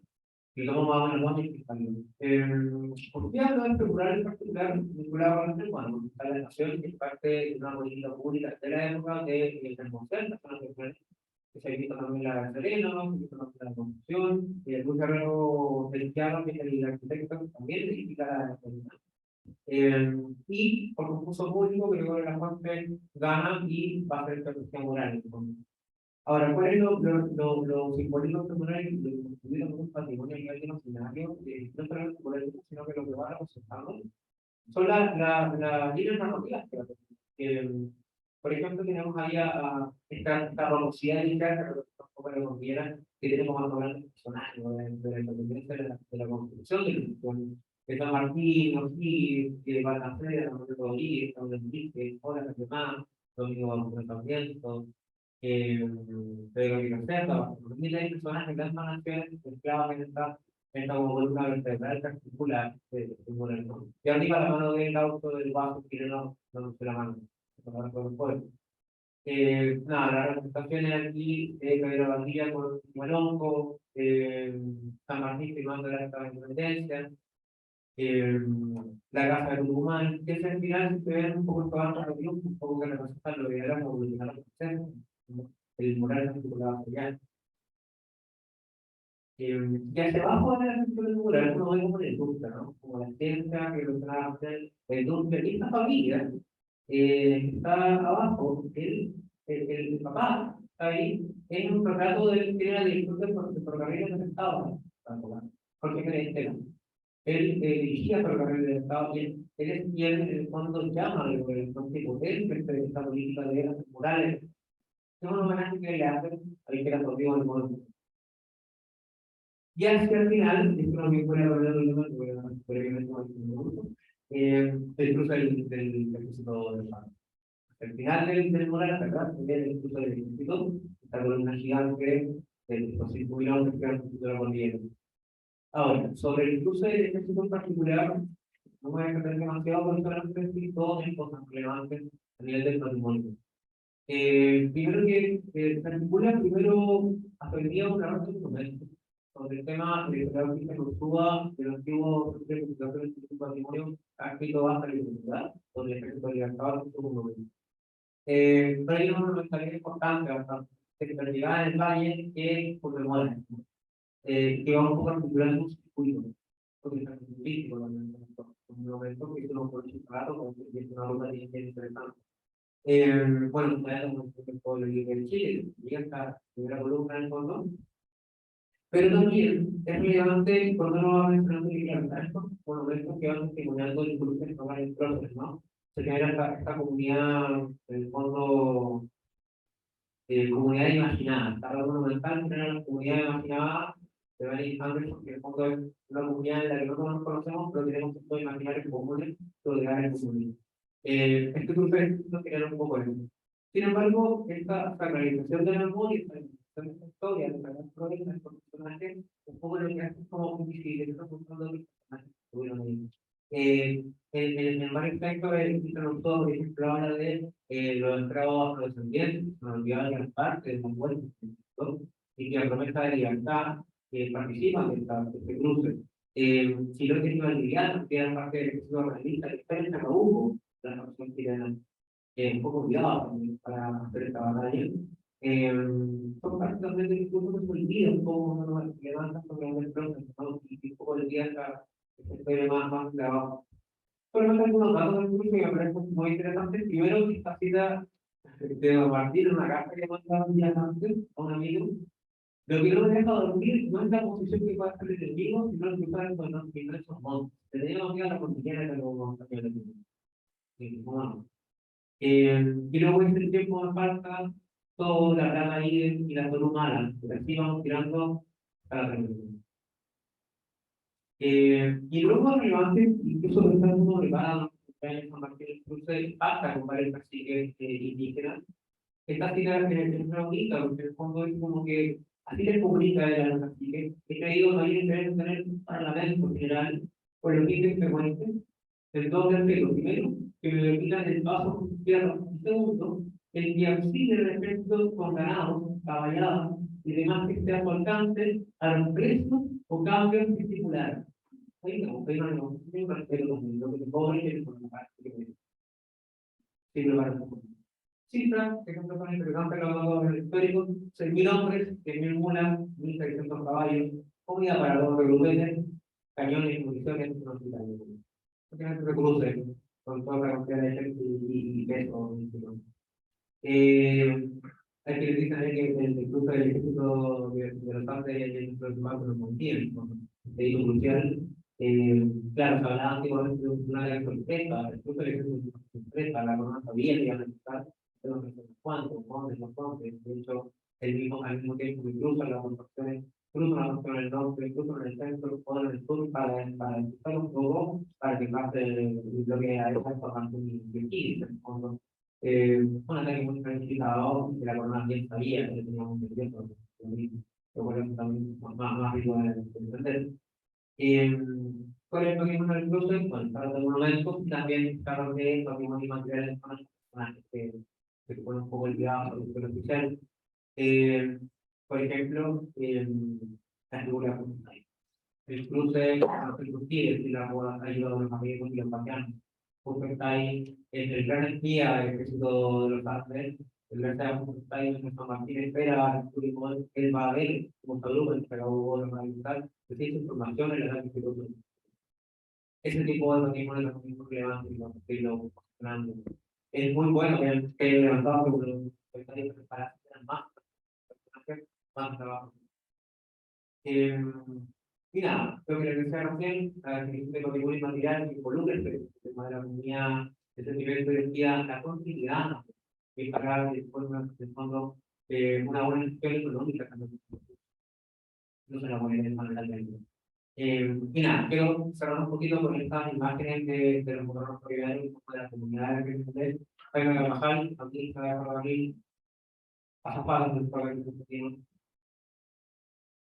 Ángel Quiroga, que el año pasado nos tocó, gran maquinista, un hombre fantástico, parte de todo, Caldeón y subió que iba a ser maquinista, Pasapadas también, y bueno, esa es un poco la comunidad. Cierro un poco realizando la reflexión de Lorenzo Prat sobre que quiere articular la comunidad, el turismo, los divulgadores, para que generen un poco un contenido que resguarde el patrimonio y no lo banalice y no lo convierta en un espectáculo. Ejemplos de espectacularización del patrimonio hay de todo,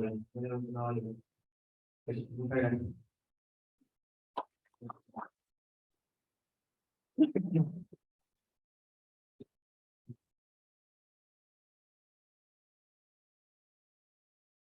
A ver, que San Martín se filología para usar la bolilla, ¿no? Leyó a muchos cronistas y por eso se decide usar el cambio. Lo que voy a hablar ahora, llevo el título Relatos de altura, una mirada de la ciencia y de las artes. Históricamente, cuando uno habla de la montaña que Aconcagua, siempre se nos viene a la memoria los que quieren señalar, o sea, de la parte histórica.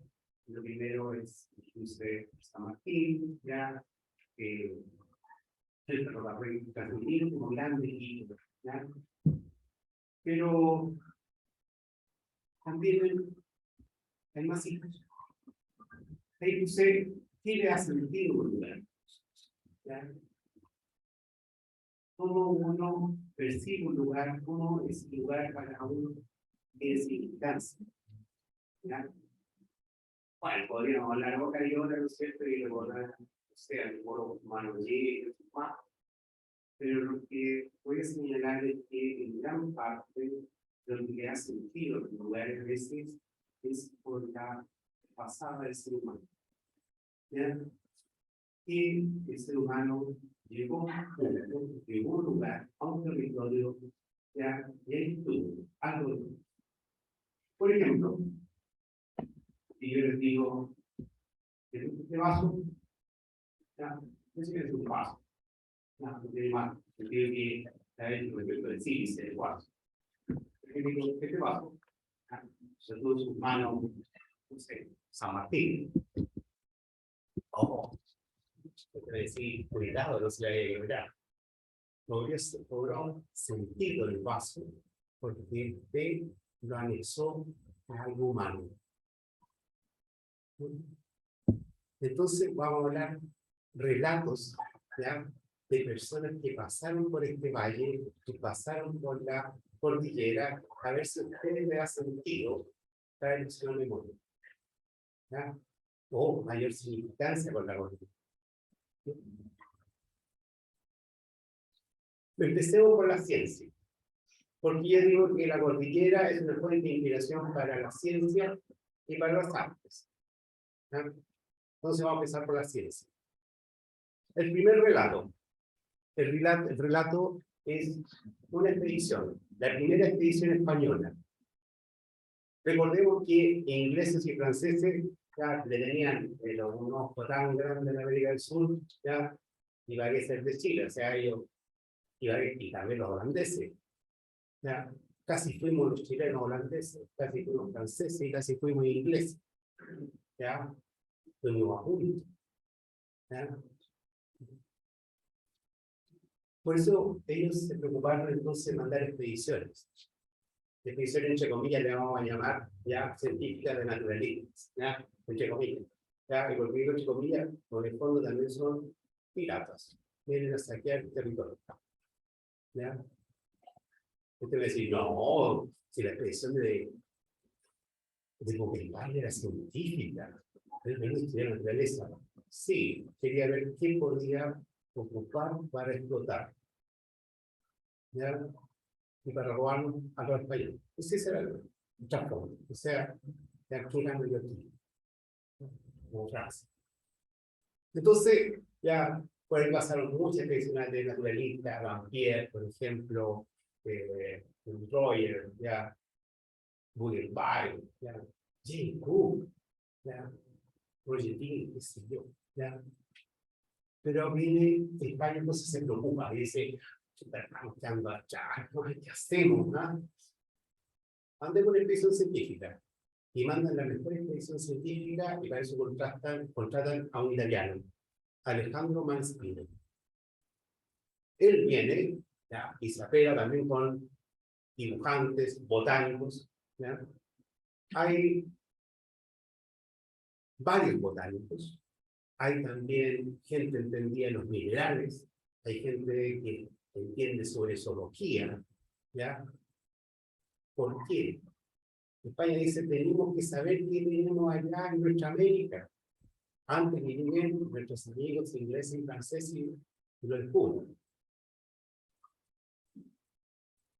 Y aquí, Malespina, ¿ya? Es una de las misiones más grandes, ¿ya? Y con mejores científicos que lanza España.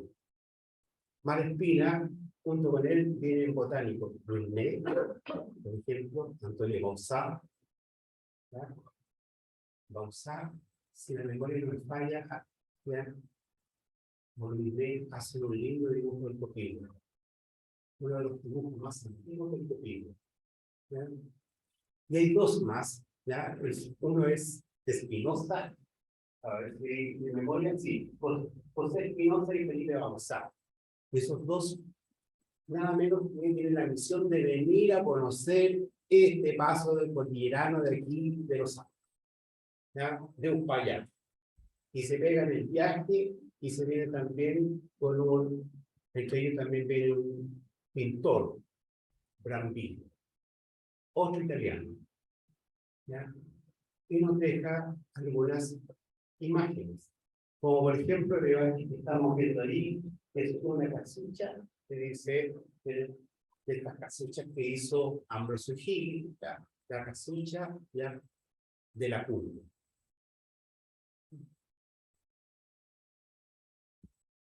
Por ahí nos deja esta otra imagen, la que dice vista del callejón de la Guardia. Estamos hablando a fines de 1700. ¿No? Ahora, ¿ya?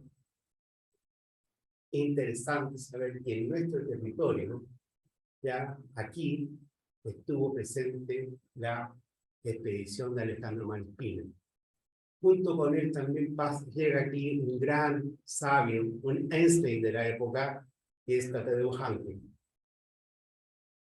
No olvidemos que Tadeusz Hanke es el que primero dice, oh, esto se llama caliche, y estos ya sirve. Y por eso después, años después, Chile está explotando ese litio. ¿Ya? También viene otro botánico que después se incorpora, ¿ya? Un señor llamado de apellido Dombey. ¿Quién no ha escuchado hablar de Fuego? Nuestros pagos Dombey. Es una expedición fantástica, ¿ya? Y no podemos dejar de olvidar que aquí lo tuvimos presente, ¿ya? Pero nos olvidamos, ¿ya? Y como último relato de Malespina, Malespina es el gran inspirador del más grande científico y sabio que llega a América. Dicen que Colón la descubrió según los europeos, ¿ya? Pero que la redescubrió fue Alejandro Humboldt. ¿Quién es el gran inspirador de Humboldt? ¿Ya? Malespina. ¿Quién es el gran inspirador de Darwin? Humboldt. ¿Ya? Ahí tenemos la dibujante. Miren qué gran científico este. ¿Ya? La primera paleta de colores del mundo. Hoy día parece una paleta de colores es normal, existe. Los diseñadores aquí, Pamela, saben, ¿no es cierto? ¿Ya? Todos usamos paleta de colores con códigos, ¿no? Pero el primero que, hagamos una paleta de colores. ¿Ya? Sabios. ¿Ya? Otra expedición que pasa por aquí, interesante, muy poco conocida, casi nadie sabe de él, ¿ya? O sea, estos son más exóticos que lo que acabo de mencionar. Esto es mucho exótico, ¿ya? Estos son los hermanos Kulan, dos hermanos alemanes, ¿ya? Que están encomentados por el gobierno para que vengan a conocer las potencialidades de la cordillera por sus recursos minerales. Es súper entretenido leer a Kulan cuando pasa por los Andes, porque, ¿saben? Él dice, ¿y quién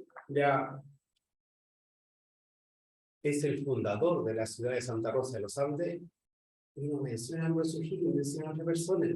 Entonces dije, señor Kulan parece que se equivocó. No, tenía razón señor Kulan, porque un vecino de los Andes fue el que dijo, juntémonos, calmemos una ciudad y propongámosle a don Ambrosio Higgins.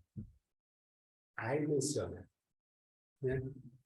Bueno, ellos hacen una gran, ¿cómo se llama?, descripción. De hecho, muchos minerales están en Alemania.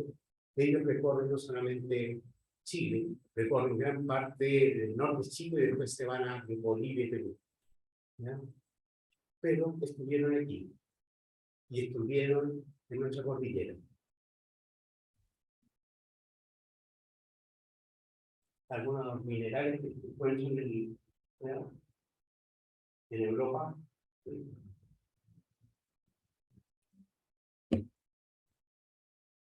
Otro relato interesante. Ahora nos vamos para el mundo de la botánica. ¿Ya? Botánicos. ¿Ya? Pues siempre mencionamos a Luis Nuer, Mausá, ¿ya? Pero hay un botánico, ¿ya?, que fue muy meticuloso, ¿ya?, en toda su descripción. Todavía su colección está, ¿ya?, parte de su colección en Alemania. Me refiero a Edward Teller. No solamente botánico, también es dibujante. Y por eso en su obra incluye una serie de imágenes, ¿ya? Pero Pepin, ¿ya?, va a describir mucha flora de todo el curso de la Concagua hasta, ¿ya?, el límite. Entonces, gracias a este gran botánico, mucha flora de acá existe para el mundo, ¿ya? Por ejemplo, la Canteneria oblonga. ¿Qué es eso que me dice? Oyendo. ¿Ya? Y ahí vemos, ¿no es cierto?, ¿ya?, algunas imágenes, como por ejemplo el chagual, dibujado por Edward Pepin. Entonces sigamos. Edward Perry también era geólogo, le gustaba las cosas de la geología. Nosotros éramos una persona muy rica en conocimiento. Subió el volcán al tubo e hizo ese dibujo, justo lo que yo una erupción arriba. ¿Ya? Acá tenemos ahora, ¿ya? Este sí que es conocido. Ustedes todos lo conocen. ¿Ya? Yo creo que es el más conocido de todos que voy a mencionar. ¿Ya? Me refiero a Charles Darwin. ¿Ya? Pero muy poca gente sabe de su paso por acá. ¿Ya? Bueno, su diario habla de su estadía aquí en San Felipe y de las minas de Hawái, y que va a conocer un minero que es de Cornualles que trabaja aquí en Hawái, y que él lo critica porque le dice que encuentra muy primitivo. Charles Darwin tiene 22 años, ¿ya? Viene en el barco del Beagle, ¿ya? Viene sin sueldo, ¿ya? O sea, ¿ya?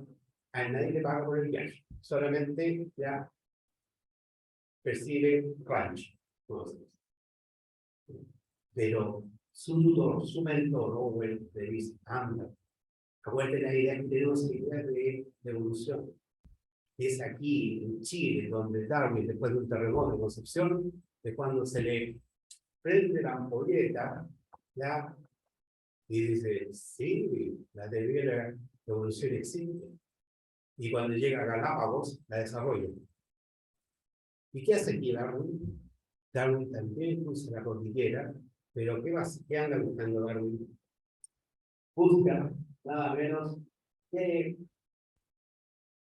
un bosque petrificado, para poder entender qué hace un bosque petrificado arriba en la altura, un bosque de eucalipto.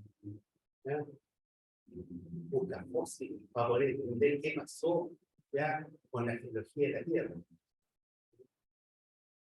Es curioso, o le pregunté, ¿cuántos monumentos a Darwin existen en nuestro país? Yo le aseguro que si estuviéramos en Estados Unidos, en otro país, tendríamos ya casi las calles, tendríamos un montón de cosas. ¿Sí? Porque también no podemos negar que su teoría de evolución hoy en día ya es aplicable a todo. Y cuando hablamos de medicina, por ejemplo, ¿ya? ¿Cuáles son las ciencias que la llevan? Es decir, la genética, sí, la molecular, sí, pero ninguna de esas se entiende sin evolución. ¿Sí? Darwin.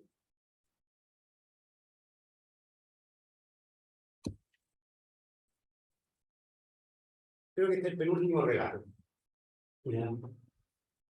Otra expedición exótica. ¿Ya? Que también estuvo aquí. ¿Ya? Es una expedición astronómica estadounidense, la expedición de Gibbs. Pero quien viene acá al valle y se encarga de hacer estudios astronómicos, de medir los paralelos con respecto al Sol y un montón de otras cosas más, ¿ya? Es Archibald McRae. De hecho, todo el instrumental que ocupa la expedición de Gibbs va a formar parte después de la primera Academia de Astronomía de Chile. ¿Ya? No quedó muy satisfecho Gibbs con la expedición. ¿Ya? Hace poco salió publicado todo su libro, toda su obra en castellano. Si a alguien le gusta, ediciones volanticales en Chile. ¿Ya? Y dentro de la línea de los que venían ahí, venía otro astrónomo que es muy interesante. Venían muchos de la expedición, ¿ya? O sea, yo le nombré a Gibbs, le nombré a concepto Ashland McRae, pero también viene Roy Smith. Y Roy Smith es muy interesante leerlo, o sea, porque él no manda para la Araucanía, ¿no? Pero yo creo que hay un relato más simpático para entender muchas cosas de la costumbre de mapuche, ¿ya? En Roy Smith. Son jovencitos, ¿ah? Roy Smith debe tener unos 19, 20 años.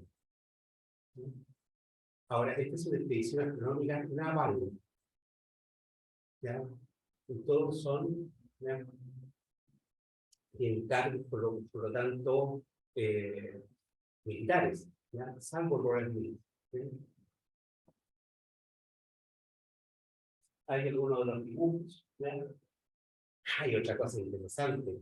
Son los primeros que traen también la cámara fotográfica en televisión científica. Y hacen dibujos usando la cámara oscura. Gran avance, ¿ah? ¿Ah? Hoy día, claro, nos sorprenderá porque pinta todo con una cámara. Pero en esa época se llega toda una tienda, lo ves todo.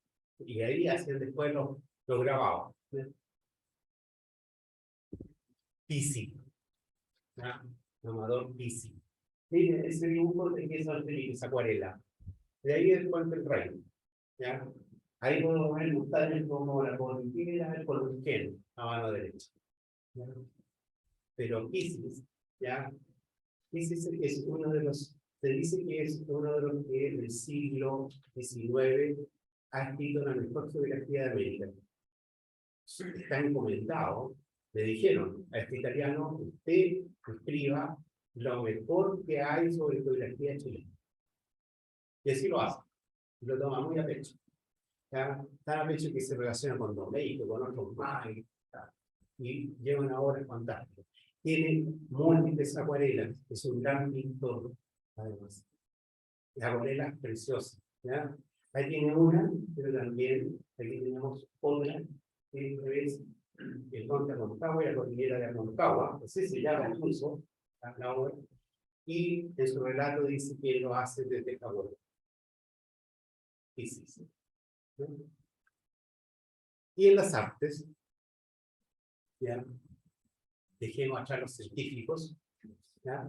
Y ahora dejemos artistas. Veamos algunos artistas simpáticos, ¿ya? Por ejemplo, ahí tenemos un libro de Robert Elvis, ¿ya? De la Guardia. Pero veamos relatos. Aquí tenemos ya un almirante británico, ¿ya? Llegó, ascendió a grandes puestos, participó en la guerra de Crimea, ¿ya? Pero tiene una cosa interesante este almirante, es un gran pintor de acuarelas, y ha pintado todo el mundo en acuarelas. Hoy en día, ya el museo que acoge todas estas acuarelas, que está en la gran mayoría del Museo Naval, ¿ya? Presenta al menos, por lo menos, unas 6 o 7 acuarelas, ¿ya? Que corresponden al Valle de Aconcagua. Ahí tenemos, por ejemplo, esta que es una vista de San Felipe, o sea, cuando uno va llegando a San Felipe, va a ir por Panquehue, ¿ya? Y otra, que esta me encanta a mí, porque esta es de los Andes, pero cuando vamos subiendo la cuesta de Chacabuco, vamos a Santiago. Y es tan fidedigna que él puede decir que ahí, ahí es donde está ahora el famoso, ¿qué cosa? El casino, ¿eh? ¿Ya? La cuesta de Chacabuco, ahí va el camino ahora. Y ahí ya vemos los altos del Pobre, la Cruz Negra, ¿ya? Un gran dibujante, una de las más lindas acuarelas. Hoy en día se abrió también una página que se llama Acuarelas del Mundo, está en inglés, ¿ya? Y donde se han subido las mejores acuarelas de historia.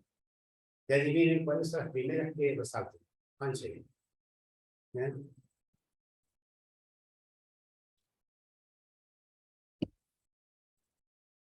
Este caso es simpático. Este es un pintor que viene con todo el neoclasicismo, ¿ya? Viene fuerte en él. Se nota que hay una influencia de algunos pintores como Colón, ¿ya? El pasaje que hay ahí, ¿ya? Él es muy amigo de María de Gaña. En Francia, María de Gaña ha sido nada menos que nombrado Pons. Y él, de esa forma, conoce Chile. Y le dice, en Chile necesitamos a alguien que forme la Academia de Artes. Y se lo traen para acá. Y él viene con un montón de pinturas, ¿ya? Que ha pintado de la Bastilla, de cosas que sucedieron en Francia por Revolución Francesa, ¿ya? La toma de la Cámara de los Comunes que se llega. Y viene por lo menos como unas 40, 60 obras, ¿ya? Trata de cruzar el estrecho Magallanes, no puede. ¿Ya? Mar de Drake, imposible. Se enferma además el capitán. Se devuelve a Buenos Aires, entonces toma el tramo de Uspallata. Viene con muchas mulas, ¿ya? Más de 15 mulas, y todas las mulas cargadas de cuadros. Montboissin dejó una impronta muy grande en nuestra historia, ¿ya?, artística chilena, ¿ya? De hecho, Pedro Lira lo amaba, ¿ya? Pero Montboissin, ¿ya?, al final, él piensa que eso que recibió en Chile, que lo elogiaron mucho, lo voy a encontrar de nuevo en Francia y vuelvo a Francia. Acá gana mucho dinero, porque él pintó a mucha gente importante. O sea, si usted conoce el retrato de Andrés Bello, es porque lo pintó Montboissin. Si usted conoce a el dictador Rosa de Argentina, es porque lo pintó Montboissin. ¿Ya? O gente de la alta, ¿no es cierto?, esferas de la aristocracia chilena. Bueno, Montboissin regresa a Francia, ¿ya?, y se nombra a Alejandro Cicarelli como el primer, ¿ya?, personaje a cargo de la Academia Chilena de Artes. Pero Montboissin pasó con sus mulas. Dice que le costó 9 días cruzar por acá, ¿ya?, que había muchos barrancos y era muy peligroso. Me acordé lo que decía aquí Jorge, que Strel, ¿ya?, disminuyó ese peligro al cruzar la cordillera. Para él fue terrible, ¿ya? Sigamos. Y por último, ¿ya?, Maurice Rugiendas, ¿ya? Maurice Rugiendas, ¿ya?, y le puse ahí, y Klaus. ¿Y por qué con Klaus? ¿Ya? Porque Rugiendas era un bávaro, ¿ya?, alemán. Había sido contratado por el gobierno para que ilustre la historia de Chile de Claudio Gay, ¿ya? Y, por supuesto, le encanta Chile. De hecho, tiene amores en Chile.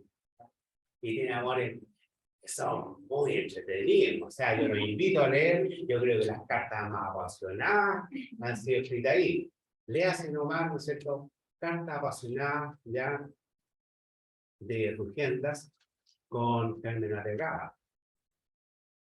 O lea usted las cartas apasionadas que también salían publicadas de Rugiendas con Clarita Montalvo. Miren las coincidencias de la vida, ¿ya? ¿Ya? Carmen Arregada, Talquina. Estas son las cosas así como, ya, de cuando uno ya saquemos el tejido, ya, pero ya se entretenía la historia, ¿ya? Entonces, Carmen Arregada Talquina, hija del señor Arregada, que había sido el secretario de O'Higgins, casada con un alemán. Por eso, señor Rugiendas va a la casa de Carmen Arregada y por eso se hace ojito y se enamora. ¿Ya? Arregada estuvo enamorada toda su vida, hasta los 80 años, y que muere, ya señala que, ya, y hay una correspondencia, pero wow, ¿ya? Así que te las lees y empiezan, mi querido y amado, ¿ya? Bueno, Clarita Montalvo, hija de Álvarez Montalvo, ¿ya?, secretario de San Martín. Y la coincidencia era que, ¿ya? Bueno, a Rugiendas lo miraron como poca cosa, ¿eh? La familia Montalvo dijeron, este es un simple pintor, sobre todo los hermanos de Clarita. Rugiendas se va al Perú, ¿ya? Pero ¿qué pintó América? ¿Quién se dice que es el pintor de América? ¿Y por qué ahora conocemos a Clarita Montalvo, a los hermanos Montalvo y a los hermanos? Por Rugiendas. Porque Rugiendas pintó Brasil, pintó Perú, pintó Bolivia, pintó Argentina, pintó Chile y pintó México. Y pintó a casi grandes personajes de la historia. Cuando estuvo en Santiago, no, en Valparaíso, ¿no?, allá conoce a Robert Krauss. Robert Krauss es mucho más joven, pero también alemán, por lo tanto son de la misma, y deciden hacer un viaje por la cordillera, ¿ya? Pucha, que me ha costado conseguir el libro de Krauss, ¿ya? ¿Ya? Es difícil, porque fue publicado una vez nomás, ¿ya? Por la Sociedad Pintojo de allá de Buenos Aires, ¿ya? Pero Barry Krauss se fue, a pesar de que los dos eran pintores, Krauss hizo el diario, él escribió, y Luquenda fue pintando. Muchos de los cuadros que pintó Luquenda no quedaron en Chile porque él le mandaba plata, le mandaba cuadros a su mamá para que ella pudiera subsistir, ¿ya? Entonces la mamá recibía el cuadro y lo vendía y con eso podía vivir, ¿ya?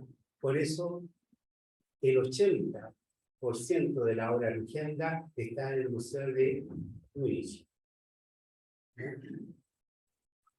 Que gana tener, ¿no? Porque miren, ese cuadro que está viendo ahí, de la cordillera, está en Múnich.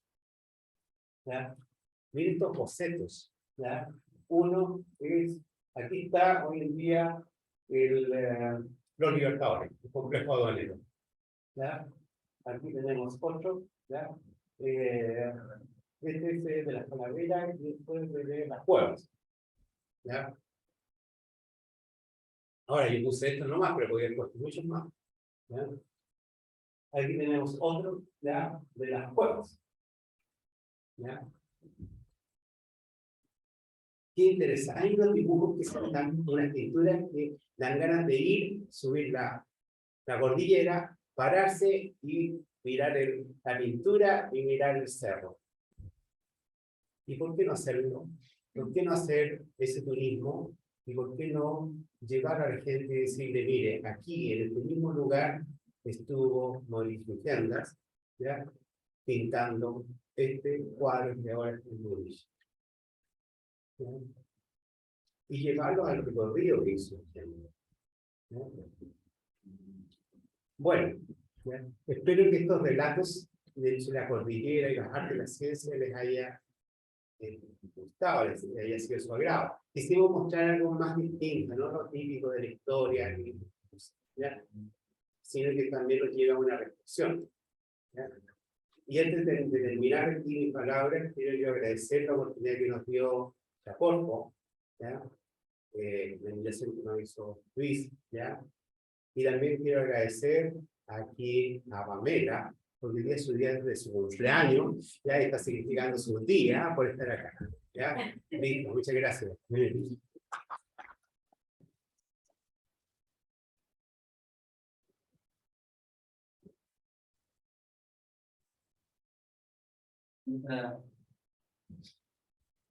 Muchas gracias, Carlos, Pamela, Jorge, y a todos ustedes que nos acompañan acá de manera presencial, y también a todos a los que también aún nos acompañan de forma online. Este seminario nos ha permitido poder entender el patrimonio arqueológico, el patrimonio histórico de la montaña del Valle de Aconcagua. Esta actividad la hacemos en el marco de la celebración del mes de la montaña, bajo el alero del programa PTI de Corpo, que justamente, como les decía al inicio, busca fomentar el desarrollo sostenible del turismo acá en el Valle de Aconcagua, y entendemos que el turismo es más que hacer actividades en la naturaleza, es más que recorrer sitios. El turismo es relevar los relatos y la historia de lo que somos. Como bien recién contaba Carlos en su anécdota, creo que todos pusimos más atención y todos nos involucramos más cuando empezamos a escuchar esos relatos humanos, esos relatos escondidos, esos relatos ocultos de la historia, que le dan más valor justamente a la experiencia del turista cuando visita a las zonas. Entonces los invito tanto a los operadores locales que están hoy día aquí presentes en línea, a la gente ligada al turismo, al patrimonio y a todos los aconcagüinos, que descubramos más sobre nuestro Valle de Aconcagua, porque desde ese descubrir están los relatos que van a hacer de nuestro Valle de Aconcagua un destino turístico. Así que muchas gracias por su participación, por su colaboración, y ahora ofrecemos a todos ustedes en el casino acá en la universidad un café para que podamos conversar y discutir sobre los temas tratados el día de hoy. Así que muchas gracias, y los quiero invitar, si es que podemos, para finalizar, nos vamos a juntar acá, sacar mejor del grupo, y que podamos cerrar de buena forma esta jornada. Así que muchas gracias. Y me despido también de todos quienes nos han acompañado en la transmisión en línea en esta sesión. Muchas gracias. Y para mañana también, perdón, muchas gracias, Martín. Para mañana estas actividades siguen. Nos vamos a trasladar a la ciudad de Los Andes, al auditorio de la Universidad de Moncagua, donde justamente las temáticas tratadas van a estar en temas de sostenibilidad en turismo, cuidados y riesgos de la montaña, y donde también expondrán diferentes experiencias de turismo sostenible acá en el Valle Ánima. Muchas gracias.